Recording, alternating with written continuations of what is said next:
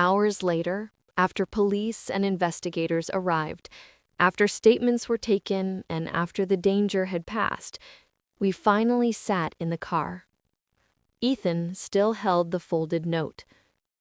"Mom," he whispered, "the other side." He unfolded it carefully, and written there, in the same shaky handwriting, were words that broke both our hearts and healed them at the same time. "Ethan, be better than me. Protect your mother. Make a life you're proud of. I love you more than you'll ever know." Ethan cried softly, and I pulled him into a hug. "He chose us," I whispered. "He chose to protect us." The sun began to set outside, wrapping the sky in gold and red. And as we drove home, I realized this day began with my son waking me before sunrise, but it ended with him understanding the meaning of sacrifice, love, and strength. And for the first time in years, we were ready to rebuild our lives. Together. The first thing I felt was a soft tap on my shoulder, gentle yet urgent. "Mom, wake up, please," my son whispered. I opened my eyes slowly, confused. The sky outside my window was still dark blue, just before sunrise.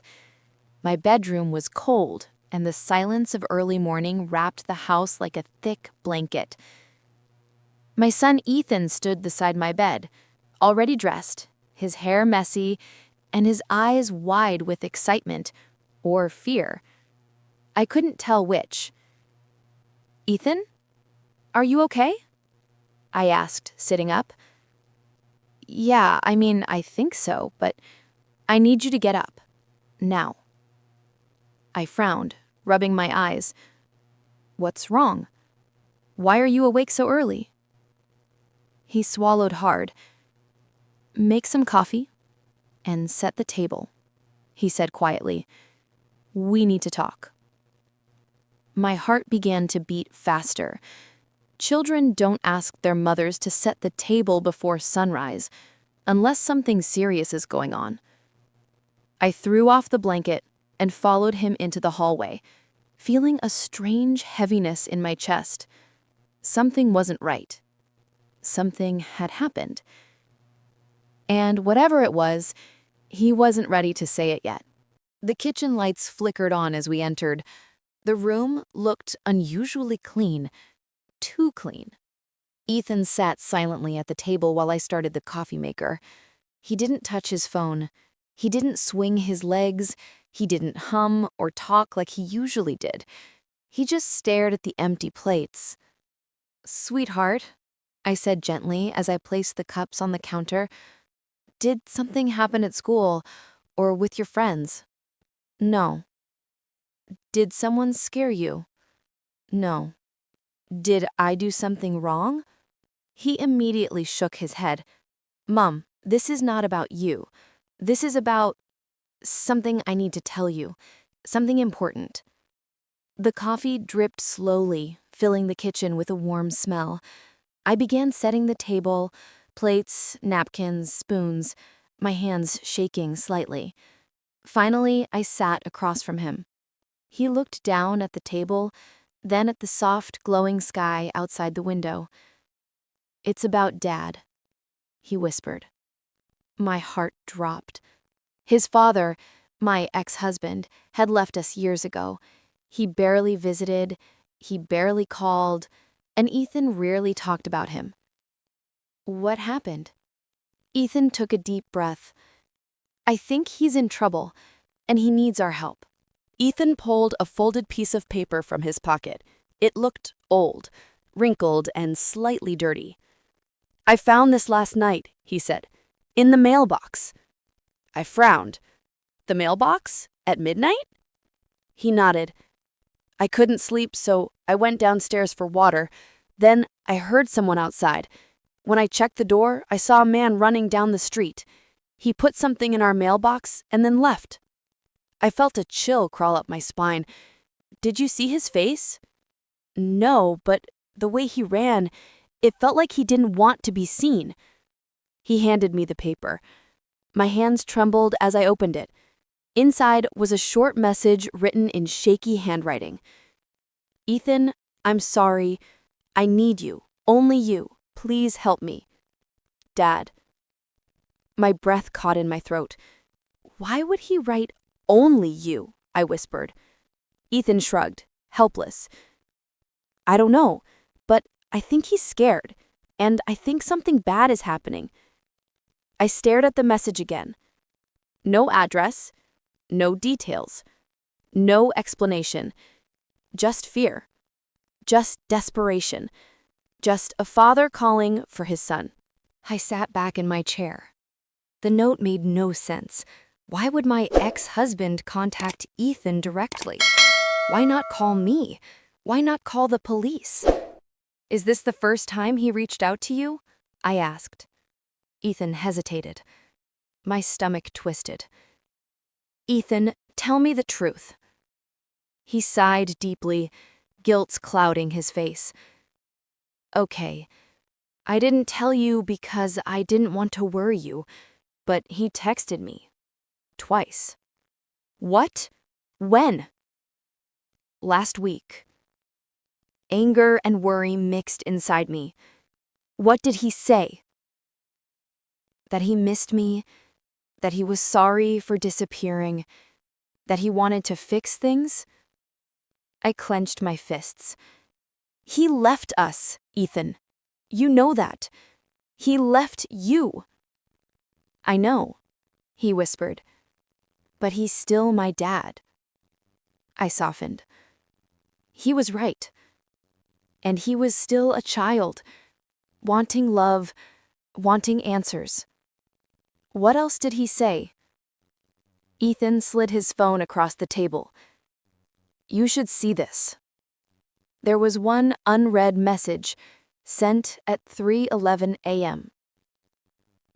If you don't hear from me again, it's because they found me. My entire body went cold. Who found him? I don't know, but I think Dad's in danger. We should call the police, I said immediately, but Ethan shook his head strongly. No, Mom, we can't. Why not?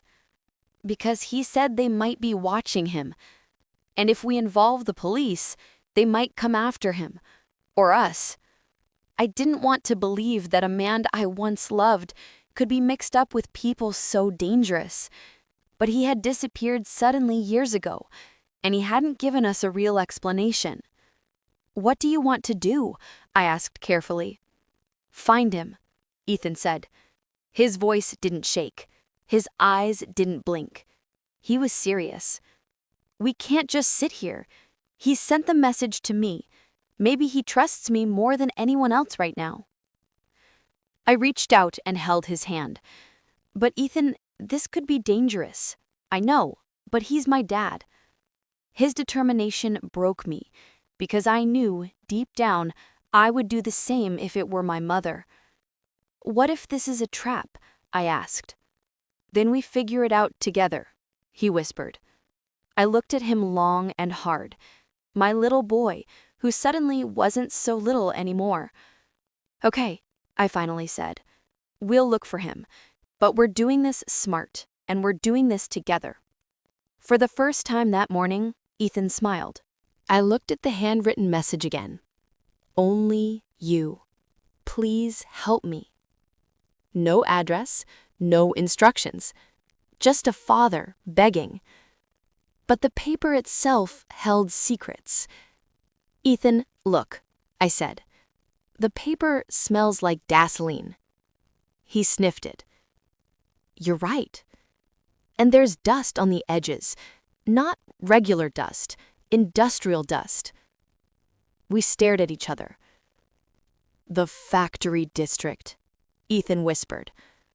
Our city had an old industrial area. Abandoned buildings, broken windows, empty warehouses. People didn't go there anymore. It wasn't safe. But my ex-husband used to work there years ago, before everything fell apart. I think that's where he is, Ethan said. And I think that's where we need to go. The sun finally rose, painting the sky with orange and pink. I packed a small bag, water, first aid kit, flashlight, pepper spray. Ethan grabbed a jacket and his old baseball bat. "What's that for?" I asked. "Just in case." We drove through the quiet morning streets, the city still half asleep. The closer we got to the factory district, the more abandoned everything looked. Broken streetlights, graffiti, windows shattered years ago, and a strange silence that made my heart beat faster. We parked near an old warehouse where Ethan's dad used to work. Ethan stepped out of the car. "This is it?" he whispered. But just then, a voice echoed from inside the warehouse. "Ethan, is that you?" We stepped inside cautiously. The warehouse was dark except for a single dusty window letting in a beam of sunlight. And inside that beam sat the man I once married, Ethan's father.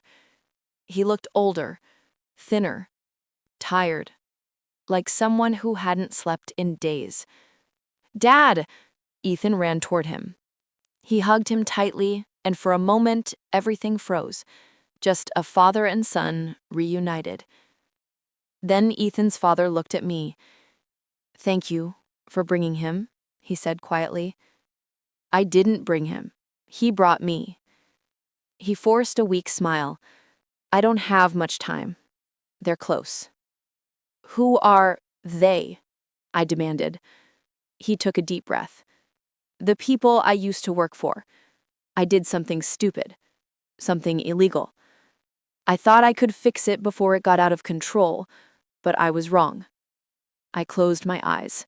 Of course he was involved in something dangerous. And now they want to silence me, and anyone I contact. Ethan's face fell. "Why did you write only my name?" "Because I knew your mother would call the police instantly," he said. "And if the police come, everyone dies." A chill ran through my body. "Dad, we can run," Ethan said. "We can hide, together." His father shook his head. "No, they'll find me. They always do." He stood up slowly, wincing in pain. "I asked you to come so I could say goodbye properly this time. I didn't want to disappear again without explaining." "No," Ethan cried. "We can fix this." But suddenly, a loud engine roared outside. All three of us froze. "They've found me," his father whispered. Without thinking, I pulled Ethan behind a wall. His father pushed the note into Ethan's hand. "Read the other side."